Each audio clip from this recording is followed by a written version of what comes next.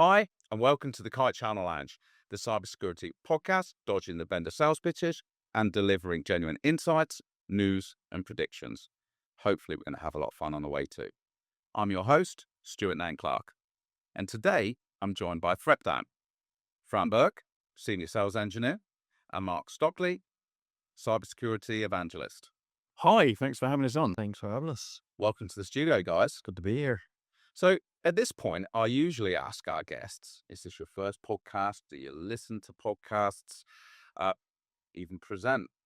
And Mark, Yeah, no, this is not my first podcast. I know the answer here, right? I know the answer. And I was listening just last week, and I understand that your podcast, The AO Fix, Yep. just turned over 100 episodes as well. So Yeah, I've just decided to give myself 6 weeks off because I've just hit 100 episodes. So that's about 2 years worth of podcasts all about AI. fantastic.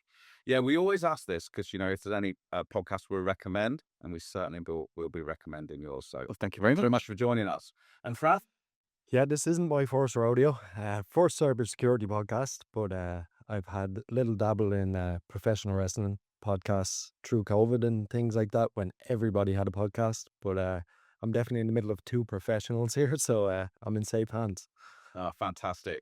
So before we delve in, let's get a bit of background on you two guys in terms of how you find yourself here today. The route into the industry. The audience is very varied, and I don't think there's anyone that really planned this career. Well, we haven't found one yet. So, Fran, maybe start with yourself. Yeah, definitely wasn't planned. I came through customer support in cybersecurity, so I worked companies like Apple, Virgin Media, all the way into another cybersecurity vendor that shouldn't be named today. But I went through the support into threat research and then found myself in the sales engineer role by accident. Basically, the boss that I have today, Claudio Tossi, he left the company and left me a role. So I basically filled it, and then he took me to threat down. So it's been a bit of a journey. Never thought I'd be in sales. That was not where I wanted to go, but I love every second of being a sales engineer. It's unbelievable. It gets me to places like this to do things like this. So it's great to be here. Fantastic. And Mark, how about yourself? I started off as an illustrator. So I'm a fully trained cartoonist. And that, by a series of curious events, that took me into web design, which took me into web development, and then I ended up doing web development for a cybersecurity vendor, and then got really interested in cybersecurity, and then ultimately very, very interested in explaining cybersecurity, because it's one of those topics that affects absolutely everybody and every company, and there is an enormous communication issue. The actually understanding what the threats are, how they affect you, how what you should be thinking about. There's so much hype. I really liked at the beginning, by the way, about this avoiding vendor sales pitches, because actually just trying to find out, okay, what do I need to care about versus what do you want to tell me? I find that's really interesting to me. So I always say my job is explaining security in a way that people actually understand. No, that's perfect. It's one of the things that we've been really mindful of when we started the podcast is that we've all been to many InfoSecs, I believe. And we see the acronyms, we see the new buzzwords. And I think as a channel and as a vendor community, we can be guilty of really overcomplicating things. And I think it's really, really important that we cut through it. Yeah. And we translate it in simple terms. And I guess that's a really good place to start in terms of the communication and clarity. So let's talk about ThreatDown. Okay. We know there's a legacy there, and your t-shirts, powered by Malware Bytes. So can we roll back the clock for the listeners and just really give a potted history? Yeah, so Malwarebytes obviously was the premium brand to a lot of consumers. And we basically took that kind of finding threats, finding what are on people's machines, and made it as simple as possible for them to download the nice free tool, clear everything up. It actually extended then into the business end of things. So every business needed protection. So Malwarebytes went that way. And as we started to grow, the brand became kind of known to be one of the best at finding threats that are out there. The split then of Malwarebytes to ThreatDown was everyone assumed we were that consumer brand. and we weren't really translating into the businesses to say we were still that big name. So Threatdown came along, and it is still powered by that engine of Malwarebytes that makes it great at finding threats, makes everything as simple as possible. So what we tried to do was basically create a brand for users to know they're getting very powerful protection, but they're getting all of the data in their management console to make things as simple as possible. So we're here today as Threatdown, but still powered by that really, really good threat engine that is Malwarebytes. Perfect. And anything to add there, Mark, on that? And just that, the needs of personal security and business security are diverging and have been diverging for a while. And, increasingly, if you look at like what you as an individual need on your computer, yes, you need software that stops malware. So you still need that powerful Malwarebytes protection, but increasingly that's about privacy. And on business, for businesses, it's increasingly about um, living off the land and insider threats and things like that, where there maybe isn't a malware signature. You need detection layers on top of that. So things like EDR, MDR, ITDR that an individual consumer doesn't need. Mm-hmm. And so over time, those two sets of requirements are diverging and continuing to diverge. And it makes sense that there are different product sets, and the people building those things are concerning themselves with different groups of people and the needs of those people. I completely get it. So let's take a look at that then, right? The threat landscape continues to evolve, and it will continue to evolve. For sure. I guess if we take a look at what you guys are hearing from your own individual roles within Threatdown, I think, Fran, let's start with you.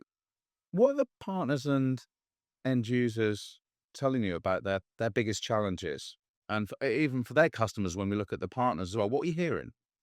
Well, you're hearing a lot of users now basically looking for something that's going to give them the right data. And they, the changing landscape, we know from Mark's podcast, the AI Fix, there's a lot going on. There is so much out there that a lot of people are scared of, but they're not led by fear anymore. They're led into it basically looking for these products that can give them the right data at the right time. There was a lot of mindset of set and forget in cybersecurity, especially when I started in threat research. There was a lot of what can you put in place and just leave it alone.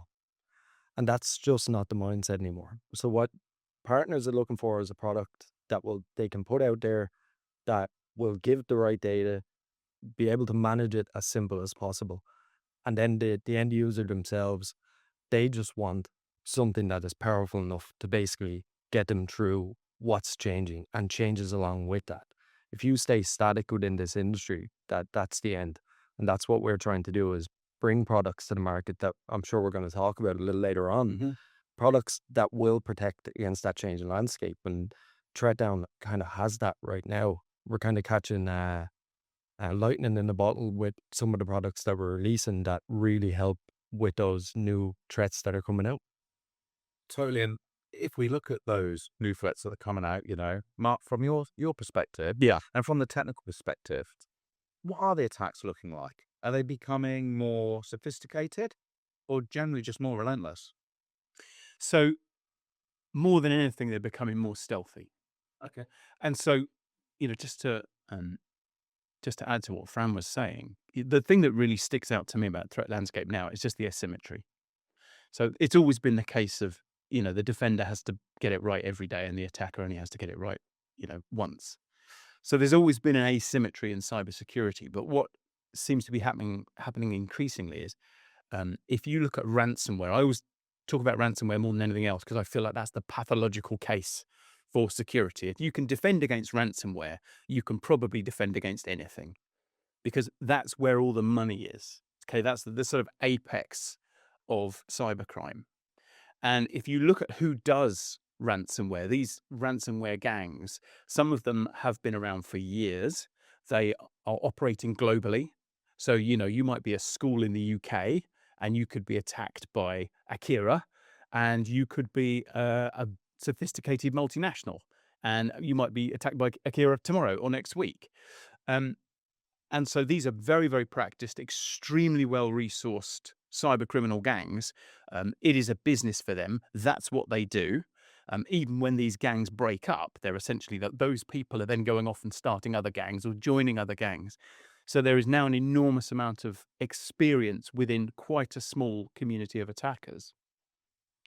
And so if you're defending against a ransomware attacks are still relatively rare. So the worst month we've ever seen, there were 1,000 known attacks around the world. So there were probably 2,000 total. So we reckon we've got sight of about half of them. Okay, so 2,000 spread across all the businesses in the world. That's relatively rare. Okay, you're very unlikely to be attacked by ransomware next Tuesday. It will happen to you eventually. You'll deal with it eventually. But when you do have to deal with it, you are dealing with basically a bunch of international terrorists. You know, you are dealing with extremely well-funded cyber criminals who do this every single day. And that, to me, just seems like the most extraordinary asymmetry. The idea that, a generalist IT person who is doing everything for a school up in Newcastle, you know, they come into work one day and they're trying to safeguard the kids from, what they're going to see on social media. And then they're worrying about, are the servers going to cope with the additional load? And they've got a whole bunch of new students joining and they need all these new identities. And then they have to turn up for work and be the best cyber defender able to fight off the worst ransomware group in the world. And, that is the threat. That is the background that people have to be prepared to defend against now. And the attacks that the ransomware groups conduct now, it's all about stealth. It's all about how do I not get detected? And they can't go completely undetected, but what they will do now is they will avoid things like malware. So endpoint protection, the technology that grew out of antivirus that's really good at detecting malicious software, has got really good. So there's a lot of malware out there, but we're really good at catching it. We're really good at saying that bit of code was written to do something bad. There's no good use for that. Scooping it up, no people involved, just handled, right? And so what that does is it forces the cyber criminals towards things like social engineering. So now they're going to phone you up and say, this is technical support, give me your password. Okay, so it's very hard to make a piece of software that stops that. And we see that everywhere. So as we get better at securing bits of software, naturally the criminals drift towards social engineering. And so they are attacking the people to start with, and what they're trying to get is credentials. Yeah. Okay, so what they want to do is log in. So they're going to try and log into your network. They're going to try and get into your network, and then they are going to try and make themselves a domain administrator, and they're going to give themselves access to absolutely everything. And then they're going to steal all of your data, or they're going to encrypt all of your data, or both of those things. That's the end goal. So it's quite a sophisticated type of attack. And what they really want to do is log in, right? They want to be you. Mhm. They don't want to break in, because that if you imagine, if you're trying to secure your home, if I can use a key on your front door, it's very hard to tell that someone's got in. If I use an axe on your front door, it's immediately obvious, like something has happened here, right? So they want to log in. And once they've logged in, they're going to use things that don't look out of place. They're very unlikely to use malware. They're going to use things like legitimate tools. So they're going to use PowerShell. They're going to use PSExec. And they're going to achieve persistence using tools like ConnectWise and AnyDesk, which are amazing for that job, like perfectly good pieces of software. But, you log in, you've got complete control of a computer. You might as well walk in the office and sit at a chair. So it's all about stealth, and it's all about asymmetry now. That is really, really insightful. Uh, One of the pieces I did just want to touch on, if I can do, that I've heard you talk about before, Yeah. is we talked about the sophistication of the gangs. Yeah. And what was eye-opening to me is that these are multiple individuals or multiple teams of people Yeah. working in collaboration as well, right? Yeah, so there was a fantastic article a couple of years ago talking about the ransomware cartel. And we like to talk about ransomware gangs as sort of separate and discrete individuals or separate and discrete entities. But it looks like that's not really what they are. So there are, at any one time, there's now something like 50 or 60 separate ransomware gangs operating globally. So again, it's not a big playing field, okay? But they are sharing employees, if you like. People are moving from one gang to another. Gangs will break up and then form into other gangs. We see rebrands. So if the FBI become, very attentive towards a particular ransomware group, quite often that ransomware group will go dark, and then another ransomware group will pop up a few weeks later under a different name, which operates in a suspiciously similar fashion. So we saw that with Vice Society. Vice Society was a ransomware gang that used to target schools. So disproportionately, there were about 40% of Vice Society attacks were against schools, versus because the average is about 4%. So 10 times, they had a 10 times greater appetite than the average gang for schools. And they disappeared. And then another gang called Rysider turned up. And guess what? Rysider, about 40% of their attacks were against school. Highly, highly unusual. We see ransomware groups collaborating with each other. And of course, one of the business models for ransomware is ransomware as a service. So, we talk about gangs like Lockbit. Lockbit is now happily, part of history. But gangs like Lockbit, gangs like Ransom Hub are actually vendors. So we talk about them being a gang, but actually what they're doing is they're renting ransomware to other gangs that we call affiliates. And the affiliates are a little bit darker. We don't know so much about them. So the aggregate activity of the affiliates is then attributed to the vendor, if you like. But you see some very odd things sort of within that. So a few years ago, for example, a huge number of attacks in France were by Lockbit. Now, probably what happened there is that there was an affiliate that developed an appetite for French companies. Ransomware gangs generally really like English-speaking companies. So they like the US, they like the UK, they like Canada, they like Australia. But probably an affiliate just got a taste for French businesses. Maybe they were a French gang, maybe they were French-speaking. And you see these sort of odd things like that. So yes, it's very much a sort of, people talk about, there being small communities, like cybersecurity as a small community. Fran and I we're probably going to end up working for a different company at the same time at some point in the future, or maybe we worked for the same company in the past, and it's just the same in ransomware. I think that's really interesting because, you talk about that there's not many, it's not vast. Yeah. But that collaboration and that intelligence versus the generalist within a school, very, very hard for those guys to compete against it. And I guess that, or to keep up, should I say. So I guess that's when we start to see, the increased attacks within that SMB community. Yeah. And why are those mid-market, outside the obvious that we just touched on, why are those SMB and mid-market customers really prime for these groups? For me, it was really comes down to they didn't have the education. So as Mark said there, these attackers, this is their full-time job. This is what they know and they do. With a lot of these businesses, they either have limited resources actually on the ground trying to look at this, or they don't really know at that time what they're looking out for. So you have these essentially kids, because these ransomware groups, from basically doing any research on them, they're ranging from ages of 16 to mid-20s. So there's a lot of younger people getting into doing this because it's very lucrative. And these businesses don't know how to handle it because they don't have the time. They don't have the resources to basically manage all of these. Like, how many cybersecurity products are on the market these days? And everybody is kind of shouting to be the tallest poppy. You need this product. You need this. You need that. And the customer or the SMB, they don't actually know what do they need at that time. What's going to stop this piece of ransomware? Is it the right tool? Is it the right time to introduce that tool? And it's about education. Basically, we need to be able to teach that user, this is what you should put in place, whether it's, a threat down product, or maybe there's an accompanying product out there or partner that we have that has a product that will help them. once they know, where to go with this, things start to get a little bit easier. Or if they don't, if time is their massive issue, what can help them with that? Is there something that we can do that can help them, manage this 24/7? Is there something in our portfolio that we can say, okay, you don't have the time, but we have it for you?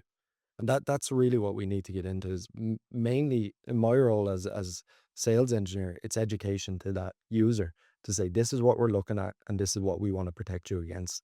And that's why you have people like Mark to basically get that point across to them because, when you have a sales engineer title, a lot of the time user will say sales and that's where they go from. But people like Mark, are there to educate. And that's what we need in this industry is more education for these users. I've totally agreed. I think it's been a consistent theme in all of the podcasts that we've done. And I mentioned at the start, there is a responsibility on us as a channel, certainly to educate.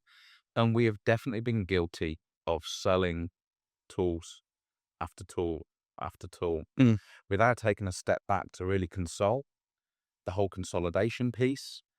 Um, and I think, as we've talked about, the landscape is going to continue to evolve. There are going to be new tools on the market. And again, I think this is a vital tipping point, really, whereby we really do have to, again, educate and for us to take the responsibility to really understand what the customer challenges are as well. And I think it's going to evolve extremely fast. And I think while we're talking about the threat landscape before we move on, Yeah. we have to talk about AI. Yeah. And I think we can talk about educating. It's a huge amount of understanding for us to do before that time. And Yeah, absolutely. Mark, I'm going to have to hand this over to you. And I know I'd be extremely passionate about this. So How long have we got? look, far away. So yeah, I mean AI is everywhere now, and we are in a very interesting space now because we are beyond the hype now. We were all there. November 2022, ChatGPT came out, and we all looked at it and we went, "Wow, this is going to be amazing in future. This is going to allow us all to do things in the future." Right now, I can use it to write an amusing poem, or I can write an essay in the style of Shakespeare, or that.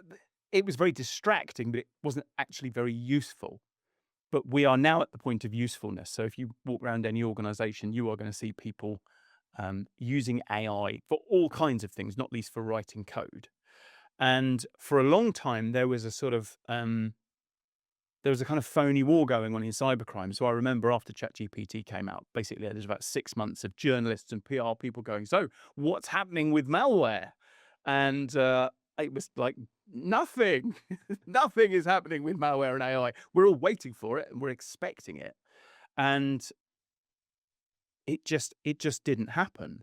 And in hindsight, it appears that they were as baffled as we were. And so they were figuring out where to apply it. And lots of people thought they were going to use it in a particular way. Lots of people thought they were going to use it to write malware. And I think what those people missed is that that's not where criminals are now. As I just said, with the ransomware groups, they aren't really using malware. Like the really powerful ransomware groups, the ones you really need to worry about, they are trying to avoid malware. So why are they going to use AI to write malware? Can it do it quicker? Yes. Is it better? Probably a little bit, but mostly it's mostly a productivity tool. And then about this time last year, or actually kind of January 25, I made a prediction. I'm not into making predictions. That mostly they're quite obnoxious. It's just like things are going to be like they are now, but worse. That's most like New Year cybersecurity predictions, right? But I actually made a prediction and I said agentic AI agentic AI is coming, and this is going to solve a core problem for ransomware groups because, as we've discussed, ransomware is not a very big ecosystem. It's full of really horrible people. And thankfully, there just aren't that many horrible people in the world. And so ransomware has never really been able to scale. So ransomware as a service has been their best attempt at scaling up till now. But agentic AI is the form of AI that takes on tasks, right? And the cutting edge of agentic AI now can work unassisted for kind of 10 hours plus. Now, back in January 25, that was maybe 10 minutes, half an hour. But even at that point, it was like, okay, this is the AI that actually takes on jobs. Yeah, this is the AI that doesn't just enhance people. This is the AI that replaces people. And if you're a ransomware gang and you're like, how do I scale? Where do I find more people? Well, there aren't any more people for you to find, but there are AI agents. And so my prediction was that we would start to see AI agents being used to carry out attacks. And it took till about August 25. And then we had the first recorded instance of, right, somebody actually used Claude Code, the AI agent that everybody is now familiar with, to carry out a series of ransomware attacks. And the AI was running the commands, it was doing the reconnaissance, um, but it was also helping the attacker be a better attacker. So it was giving them advice about what to do. So imagine that the ransomware attack has broken into an organization. They're stealing all the data from the organization. Well, what is AI really good at? It's really good at processing data. So it read all of the data that it was stealing. And it was like, do you know what? You should really approach this person and talk to them about a ransom rather than holding the organization to ransom. You should talk to this person, or you should take this data and sell it to this criminal because there'll be a market for them. Or we should write a ransom note, but we should reference these laws that they're now in violation of because, they're subject to GDPR or HIPAA or whatever the local regulatory framework is. So the AI is aware of that and was able to, and so the AI in that case was writing the ransom notes for the criminal because it was able to write tailored ransom notes, basically what is going to work best with each one. There is the information about that kind of attack is barely thin on the ground. We're very reliant on the AI vendors themselves to come forward and say, we have seen our AI being used in this way. But if a lone criminal can do that in August 2025, before we've seen this great explosion of interest in Claude Code, there is every reason to think that ransomware groups are using it as extensively as we all are now in our daily lives. And I think it was in October of last year, there was another report came out about a nation state actor using agentic AI to conduct 30 simultaneous attacks. So it's exactly that scalability piece that I was talking about. So we have agentic attackers, so we have people actually using AI to carry out attacks, but we also have opportunistic criminals exploiting the interest in AI. So, one of the things that people are investing time in now are things like AI skills. So a skill is like a little piece of code that you can plug into your AI that makes it good at doing a particular thing. And there's an enormous marketplace in third-party skills now. People sharing, like, well, I've got my AI to do this. I've got a skill for opening Word documents, which is, by the way, unbelievably hard for an AI to do, to just manipulate a Word document. So there are skills for doing things like that. And the criminals have cottoned onto it. And so they are now using fake skills as a lure in the way that they used to use fake software. So maybe 2 or 3 years ago, they would be like, hey, you really like this game? Come and download this game. Oh, it's not a game. It's actually some malware. Now it's like, come and download this AI skill. Just follow the instructions in the README. And oh, by the way, now you've got malware. So AI is, it is real now. It is real. It is part of the fabric. And I really, really do think that we're just getting started. We've seen last year, the best bug bounty hunter in the world on HackerOne was an AI called Expo. So AI is better than humans at finding bugs in software. Probably lots of people listening to this or watching this have heard of Mythos, which is the Anthropic model, which is not designed to be good at cybersecurity, but happens to be really, really good at it. And so it's so good that Anthropic have said, we can't release this. We're going to give this to a bunch of companies like, big companies like Amazon and Cloudflare in advance to say, well, go point this at your software, find all the vulnerabilities and get them patched before we let the general population have this. And so we are kind of going through these moments of acceleration, which are going to make cybersecurity much faster. They're going to scale cyber attacks in a way that hasn't been possible previously. So I think we're going through a generational change in the threat landscape right now because of AI. Generally, I think that scale for me, the economies of scale for the attackers, Yeah. and also the accuracy for what you were talking about as well. You only, it needs to happen once. Yeah. But using that intelligence to make sure that, that one time it is quicker. Scary. Every time Mark talks about things like this, I go home and I go, "Oh no, this job is just about to get way harder," and it's terrifying, really, what they can do. And again, Fran, I'll ask the same question that I did earlier on, in terms of your conversations with the partners, with the customers. Obviously, Mark is maybe one step ahead and really on the pulse, but when we start to talk to the partners and customers, what are they saying? Are you hearing the similar things? Not to that level of detail, obviously, but a lot of our partners hear these things and they hear the snippet of it and they get the shock just as we did there when Mark spoke. They get that shock and they straight away make the phone call and say, "What are you doing to stop this? Because I heard this new thing and we need to be ahead of it." And that's our job to be ahead of it as well, and we're looking into every angle of this. Obviously, we have Mark, which is this kind of performance enhancing drug over here. Just to make sure we know all about these things and we're attacking it the best way we can. But then it's up to us to lead that partner or the end user to be comfortable with us, that they're in safe hands, that they don't have to be as scared as they are from hearing it the first time.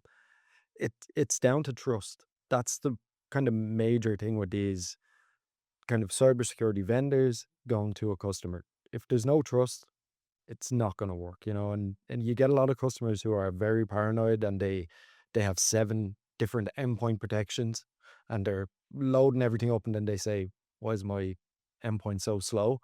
And they don't figure out that those 7 endpoint protections are just looking for the malware that we already know exists. They haven't leveled up. And we're trying to teach them that here's the level we need to get to have you fully protected from what we know. And it's up to us then to level up the product to make sure that the thing coming in the future is, something that you're going to be blocked from. It's a kind of push-pull at the moment that we see. It's a tough industry to be in because, as we know, it's changing every day. From what was WannaCry in 2017 has evolved into what we see today. That's a crazy change over a short time span. And what we're doing now is basically there to make sure that in the next 5 years we're right there with it. There's a few things that have to happen in the middle of all that, but as I said, we have performance enhancing drugs sitting beside me here to make sure that we're well ahead of it. Right. So if I could just come in on that, I think, one of the things that, Fran is great at, one of the things I think that partners can take on is how do we now simplify that story about AI attackers, about ransomware again? What does that actually look like in terms of protection? And you were talking about more tools earlier, and the conversation has got to move on from the idea of more tools. So IBM did some great research a few years ago, and they basically showed that there is a point at which adding an additional security tool decreases the security outcomes. So it's never about more technology. It's very rarely about more technology now. There is an aspect of pitching the right technology to the right sized organization. So, we could all name some really, really well-known cybersecurity vendors who are great if you're an enterprise. That may well be the right solution for you if you're an enterprise. But if you're an SMB, it probably isn't. It's the same tool. It's the same great detection technology. It's not designed for you. It's designed for a SOC. It's designed for a constantly rotating pool of security experts. It's not for the IT generalist trying to do school security in Newcastle. And so there is, what is the right set of tools? Who is the right vendor? And then what problems are you actually trying to solve? And one of my favorite questions, going back to something you said earlier, is if you want to understand the threat landscape, who's looking at your EDR console at 2 a.m.? Yeah. If you're an enterprise, you can run threat down. And if you're an SMB, you can run threat down. But the question stands, who's looking at your EDR console at 2 a.m.? If you're an enterprise, it's a member of your security staff. It's a highly trained security expert who can look at the EDR detections and go, okay, we've seen this before. We know this pattern of events. This looks suspicious. I'm going to investigate because, by the way, I've got time because that's my job. I've got time to go and investigate this. If you're that IT generalist in Newcastle, you see the same EDR alerts in the same tool, it's going to take you a little bit longer to go, maybe I haven't seen this cluster before. Maybe I don't know what this means. And I've got somebody asking me for something else over here. So maybe I don't have time to invest. I'm going to investigate it this afternoon. And if it happens at 2:00 in the morning, which, by the way, the ransomware gangs know when you're not there. Like they absolutely know all about you. It's all about targeting and understanding who they're attacking. So who's looking at your EDR console at 2 a.m.? Because if they can get in at 2 a.m., even if they're doing things that are generating alerts, which they will be, Yeah. if there's no one there to see it and they can be done before you get into They'll work, be in and out, right? absolutely. So we've ransomware attacks are getting quicker. So attacks that used to take several weeks, we used to talk about dwell time. As they would break in, they'd have a good look round and they'd do all their reconnaissance and all that kind of thing. And that might take them weeks. Some of them can do that in hours now. And so there is enough time from 2 a.m. in the morning till 9 a.m. or 8:30 a.m. whenever you get in to actually conduct a significant ransomware attack. So who is looking at your EDR? And that's a question that partners can ask, is who's looking at your EDR console? And that's why I think security is increasingly, it's a conversation about services. It's lesser, there is a software element. You need the right set of software. It needs to be targeted to organizations like yours. It needs to cover all of the different aspects and layers that it needs to. But then there is also the question about services. And I think increasingly security is going to be a conversation about services. Just to Mark's point there, we actually had this. This is something that happened a couple of weeks ago. A customer called. I jumped on a call with them they were worried about ransomware. Basically, they said, I think we've been hit by it. One of the questions I asked was, how do you know? And they said, because my console says ransomware activity, which was a big tell. And I was able to figure out that their morning routine when they get to the office was pretty much like everyone else's. They get into the office at 9 a.m. By 9:15, they're already in the kitchen, maybe making a cup of tea, cup of coffee. And they were going through that routine while ransomware was kicking off on their machines. They got back and then they figured out at about 9:30 to 10 that they had been hit by ransomware. So they made the call to us. I jumped on and was able to say, okay, here's where you went wrong. You weren't monitoring. So this had kicked off at 8 a.m. and by about 9:30, ransomware activity had kicked off. So we're looking in that hour and a half range from going from a low activity to ransomware already being there and spreading. So it wasn't just one machine. They basically said to me, we don't want to change what we do. What do we do? Like, what's our next step here? The only next step for them was to have somebody monitoring this outside of their working hours. Even though this had kicked off within their working hours, it's just that morning routine that everyone goes through. They thought it's a normal Monday. We're just going to go through this, go on and check, try it down and see what happened. The other key thing was their console wasn't set up correctly. We have an automatic isolation that would have shut that down. They turned that off because they didn't want their machines isolated when they weren't in the office. That was their answer to that. If we're not online on Saturday and Sunday, we don't want a server being isolated for the whole weekend. That could cause issues. The major issue was you turned it off. It spread. We could not isolate that one machine because that one setting was turned off. That's where it comes back to that education. Clicking a simple box took down a few machines and that. Now, there's ransomware rollback. There's things that you can do there to get those things back. But let's try not make that mistake before it happens. We want to make sure the services are in place. They know that they have 24/7 support and there's actual, stoppers there for this thing that kicks off. So it does happen. It's unfortunate, but it is a common thing. So on that piece, let's maybe take a look at the threat down approach to solving this in terms of the platform. And there's many components, and we touched on EDR earlier on, but there's many more. So in terms of what this looks like from threat down, where does it start and what does the platform look like? So we set everything out in bundles. So there's, I think, a few points here in this podcast that I've mentioned. Make it as simple as possible. Make it as easy as possible. So what we've done is we've set it out in bundles. So there's a bundle for everybody, really. Starts all the way from our core bundle up to our ultimate MDR plus. So ranges of different products in there. Every product that we release complements each other. So what we do is we give you maybe the core bundle that will have vulnerability assessment for your software. We'll have an endpoint protection in there, an app block, things like that. So that's for your kind of very simple setup. It's going to protect you against your malware. If we go up to the standard advanced bundle, that's where we go into EDR.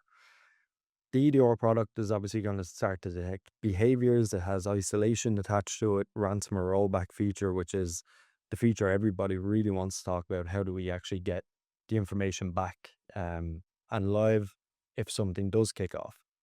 Where our customers are actually heading now to make everything way easier and the data a lot simpler to digest is towards our elite and ultimate MDR plus.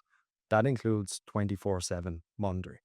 We have our own team with years and years of experience that run 24/7 for those customers. So the actual console, very easy to digest. We give you a security advisor in there that gives you a score, tells you issues that you have within the environment and tells you how to fix them.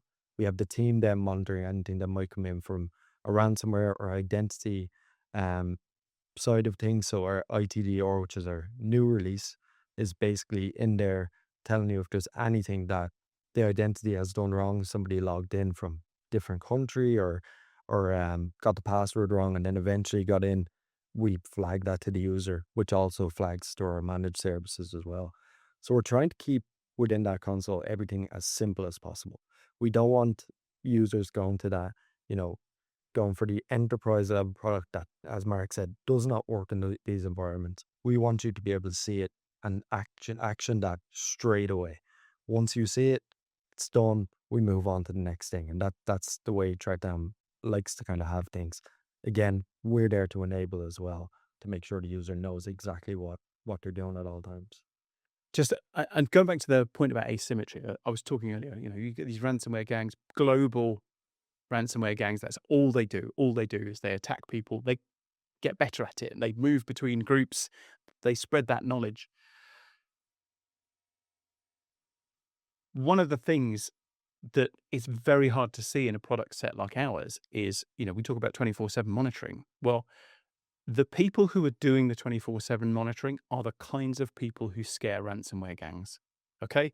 I'm not going to name them, but if you think of a 3-letter agency in the US, when you talk to our MDR staff about their backgrounds, there's a lot of 3-letter agencies get mentioned. Okay? Genuinely, these are not, 20-year-old kids. These are serious, sober, practiced individuals with backgrounds featuring organizations you will absolutely have heard of that is going to scare a ransomware gang. And that is one of the critical ways that you help rebalance against that asymmetry. And, there was a great tour of our product set. I just want to talk a little bit about the philosophy. So do you remember PGP? Yeah, I do. Yeah? The encryption. Exactly, right? Yeah.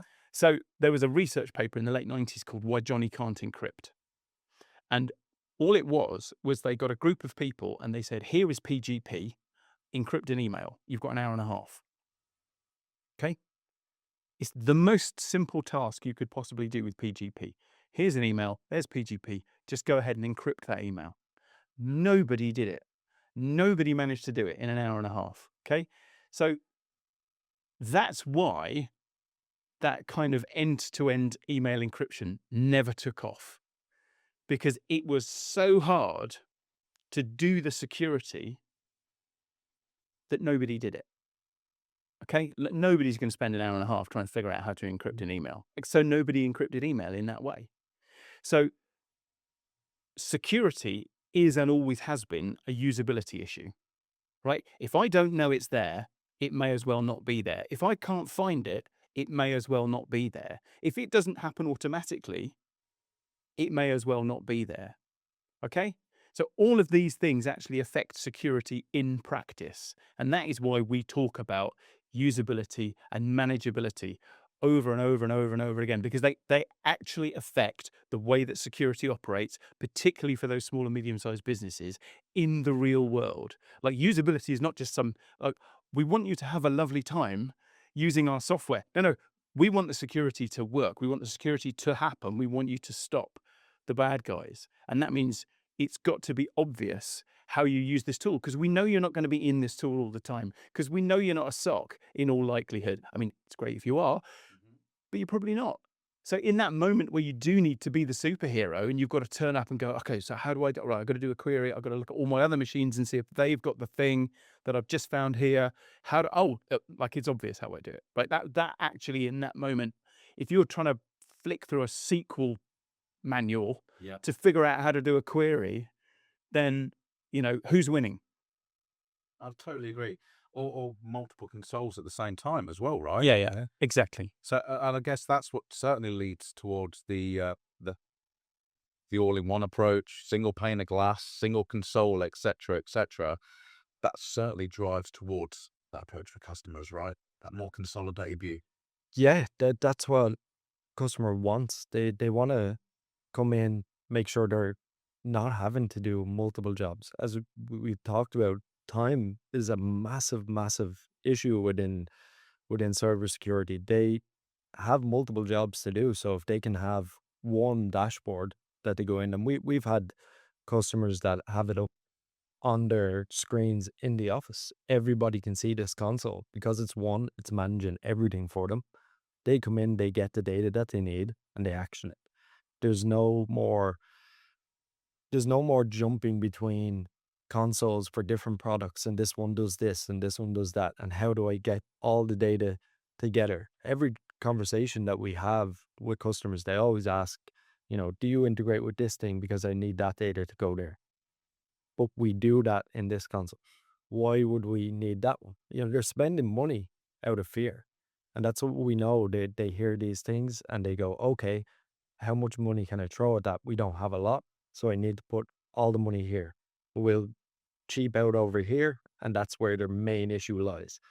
What we try to do is consolidate one console, all data in one, and all the products that we think you need at that time, but it suits certain customers.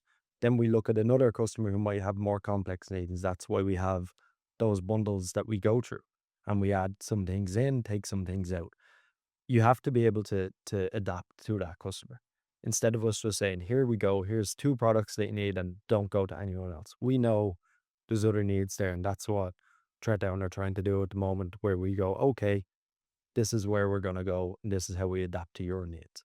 So there's a lot of nuances there with customers, and things change so quickly. But I think we're keeping up fairly well with it.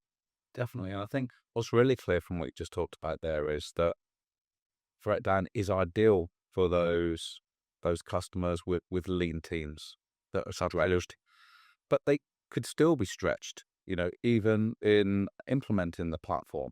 And what strikes me is that the partner opportunity, and particularly at MSPs. I guess those lean customers have got 2 options. They do it in-house or they outsource. And I think for me, there is an opportunity here, right, for the MSPs. Absolutely, yeah. We do have, so we always talk about the one console approach. We Yeah. have 2 consoles, one for an MSP, one for the end user. So we do have one view out there for those MSPs. So, and we're very popular with the MSPs because the console still stays as simple as it can be, and we do have those options, with the products.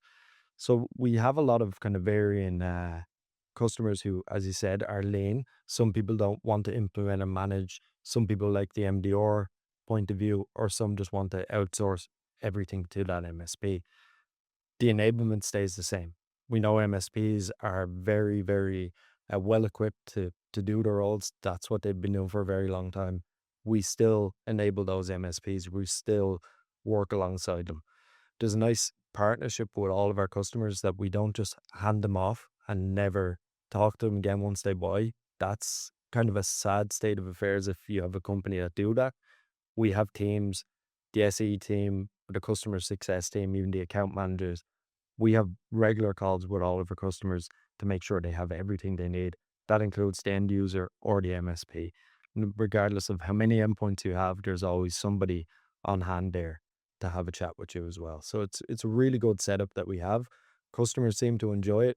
We haven't had any complaints yet about the availability of our staff. So it's pretty well set up.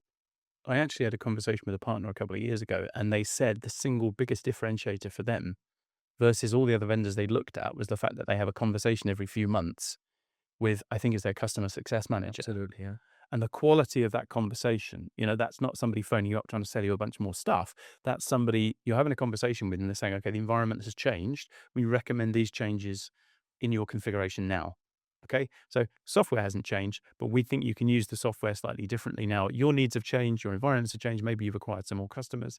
And so that, we talk about services in terms of on the front line, like MDR, but actually those are security services too. Yeah, totally. And I think it's clear that the partner types and end user types are varied.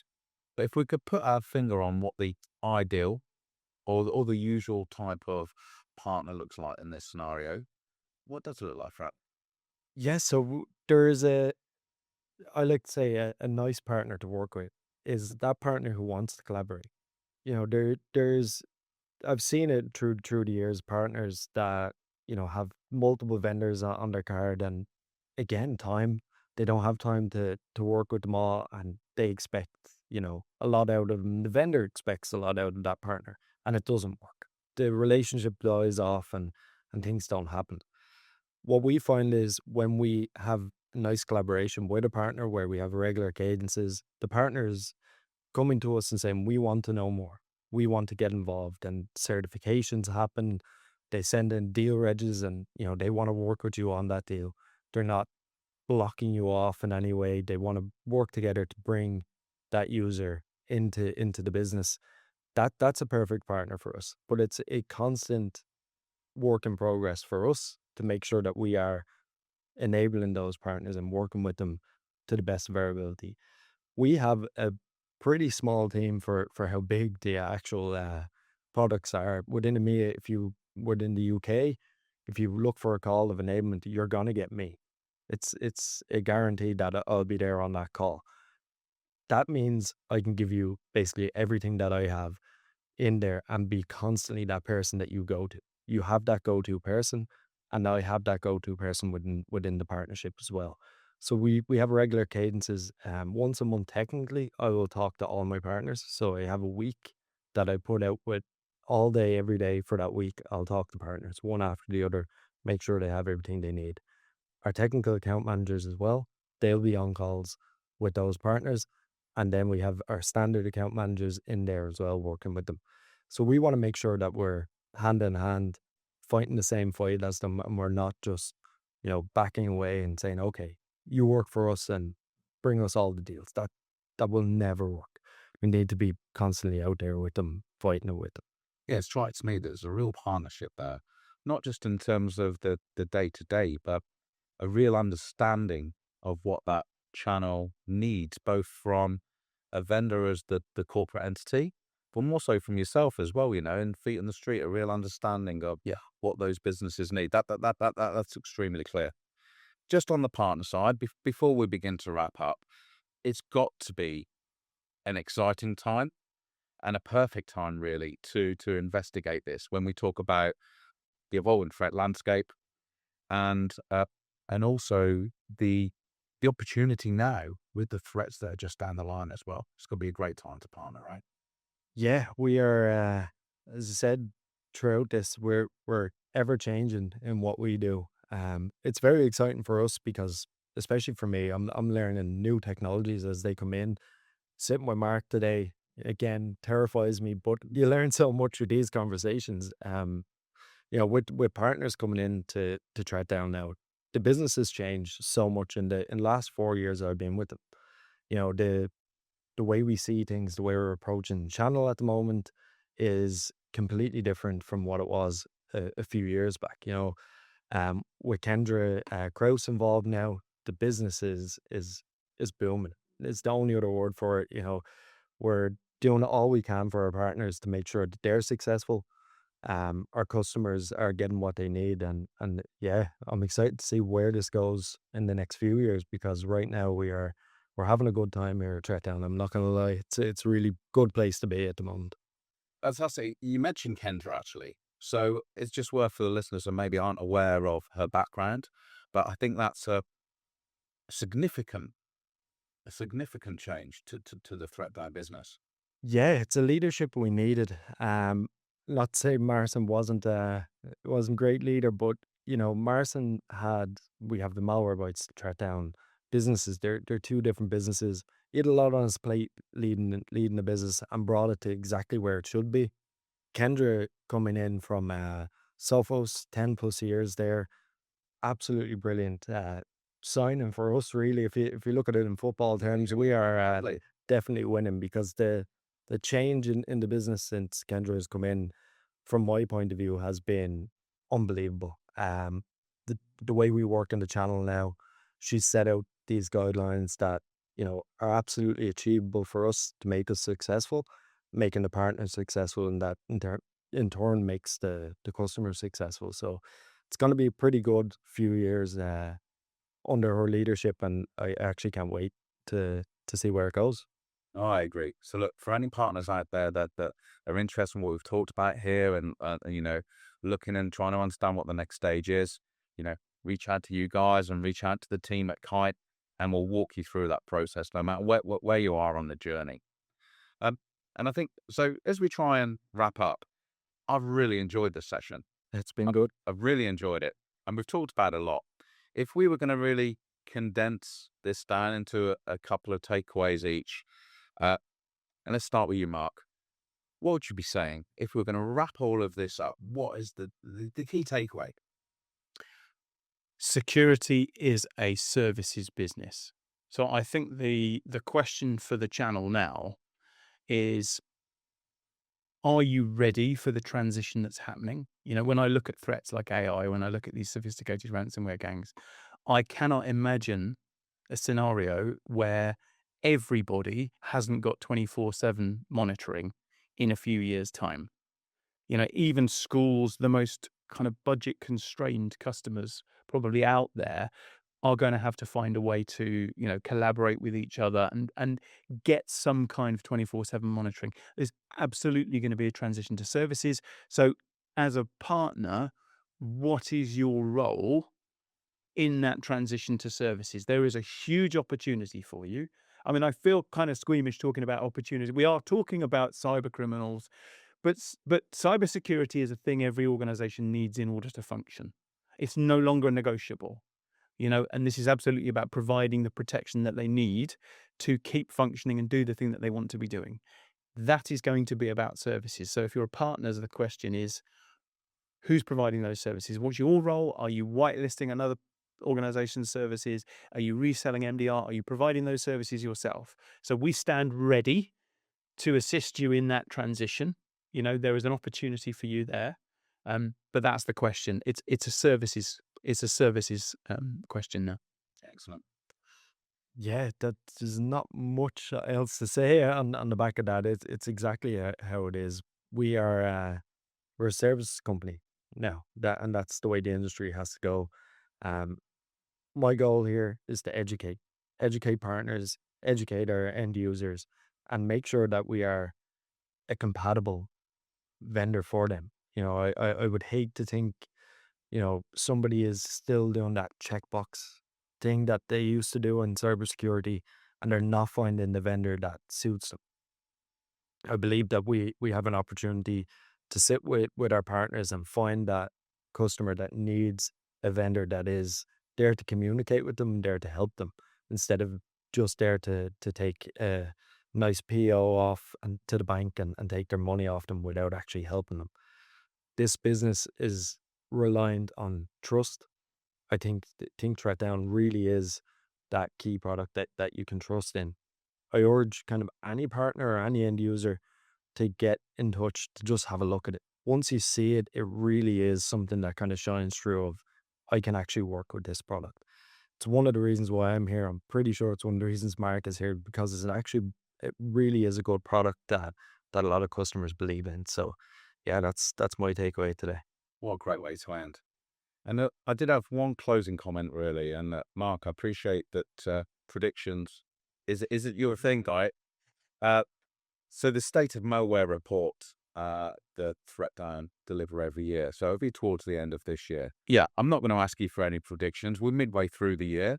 I was going to ask for maybe a couple of snippets, but what I would ask is when that report comes out, I'd love to have you guys back in and let's look at, not make the predictions now, but maybe let's look at the report, shall we, back in the studio again and see what we take from that, if that'd be good. That's a great idea. Absolutely, yeah. It's my favorite report of the year. So I'm looking forward to seeing it. Right, so my final one is, and I always ask this to the guests, I hope you've enjoyed it, but if you were going to recommend someone to come into the studio and spend a bit of time in the Kite Channel Lounge, is there anyone that springs to mind that you'd love to see in your seat now? Oh, that's a tough one. You got any ideas? Do you know, I would love to see one of these awful ransomware gangs sat here facing a grilling in a proper interview. Because every so often they pop up on something like Bleeping Computer and somebody does a real softball interview and they talk about technical support, which is their euphemism for we've just encrypted all of your stuff. Now we want to have a conversation about how much money you're going to pay us. And the interviews are like they only do softball interviews and they're quite stomach turning. So I want to see one of those guys sat in a chair under the lights with a proper interview, actually saying, "Who the hell do you think you are?" Do you know what? I'd love to see that, but I think for that one, I'd like to be in the audience, and I think I'd love you to be at see. You agree? I absolutely agree with that. Yeah, there's no one better to grill someone like that. All right, let's see what we can do then, eh? That's it.